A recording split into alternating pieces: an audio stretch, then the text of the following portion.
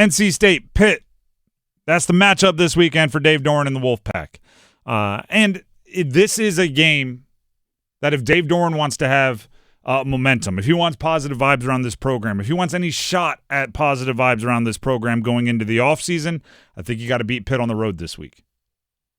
Because if you look at the rest of the schedule, there's number 7 in the country, Georgia Tech. There's number 9 in the country, Miami, on the road. Florida State, not as daunting as it once looked. And UNC at the end, we all know what goes into that circus of a game, which will be even more circus-like this year with the Belichick situation. So the Pitt game is like, you better win. You better win. And you're coming off a bye week. And Pitt's a good program, okay? I'm not the biggest Pat Narduzzi fan in the world, who's their coach, but it's hard to argue that Pitt doesn't have all of the advantages that many schools in the ACC has, and they still somehow put together a pretty spunky team, and this year's no different, right? Certain stats up there like top maybe 3 or 4 in the conference, mostly top 5 to 7 in the conference, and they're just kind of solid, even if unspectacular. I expect, and I hope, there will be a big game from the passing game for NC State. Why? Well, here's why. They're coming off the bye week.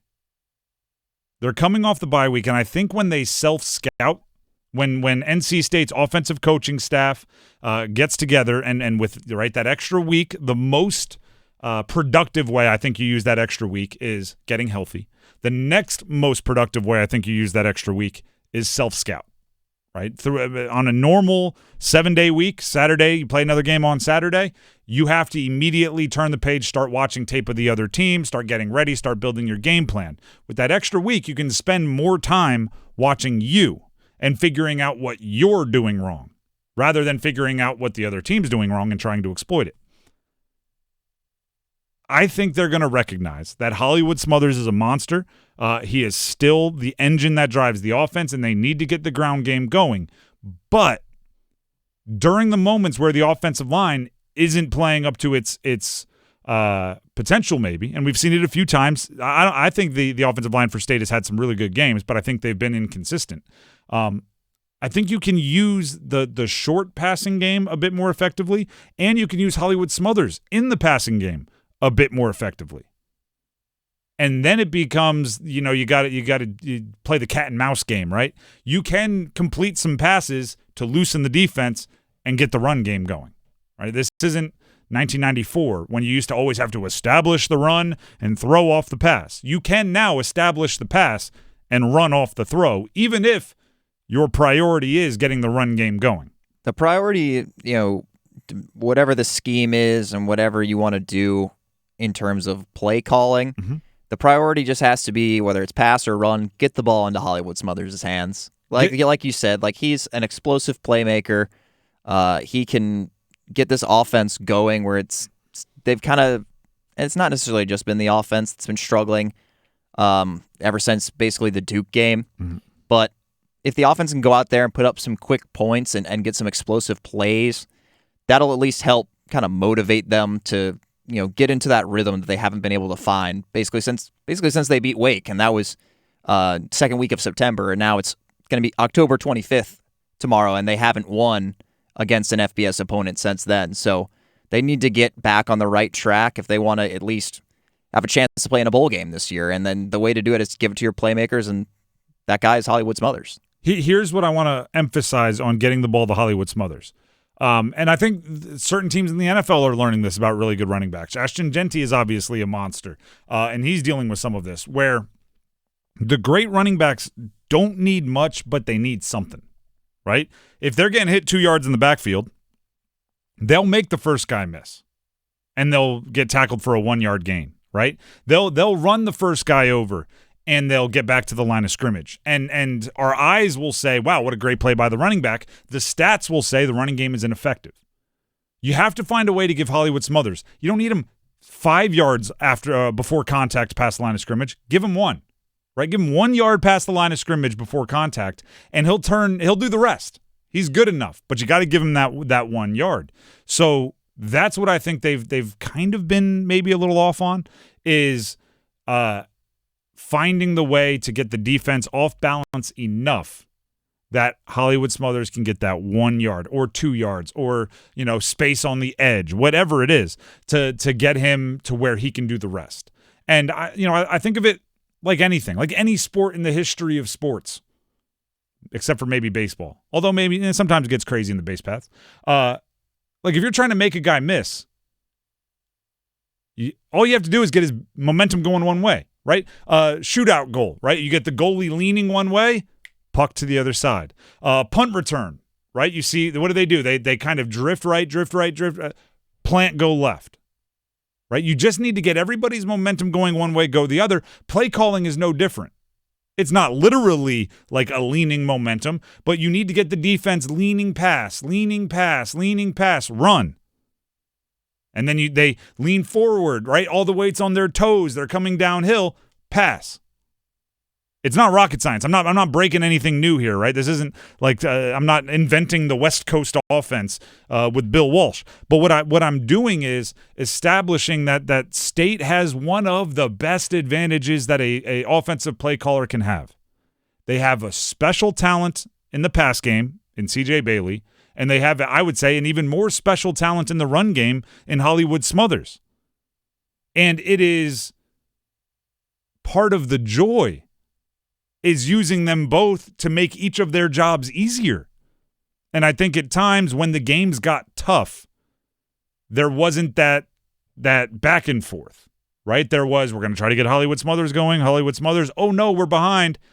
CJ Bailey, and that's too predictable. So I think what you try to do in this one against Pitt is pass first. Right? What you try to do in this one against Pitt is don't make it so obvious that you're going to get it to Hollywood Smothers. We all know you're going to get it to Hollywood Smothers. You know you're going to get it to Hollywood Smothers. You're going to have a whole half of the playbook with stars next to the ones that the ball ends up in the hands of Hollywood Smothers. I love that, and you should continue to do it. But also recognize, like, some of those guys in the pass game are pretty fast too. Justin Jolie is pretty darn good too.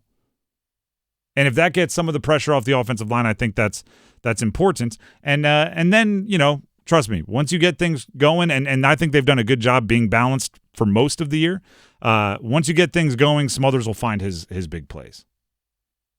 Because that's what the great ones do.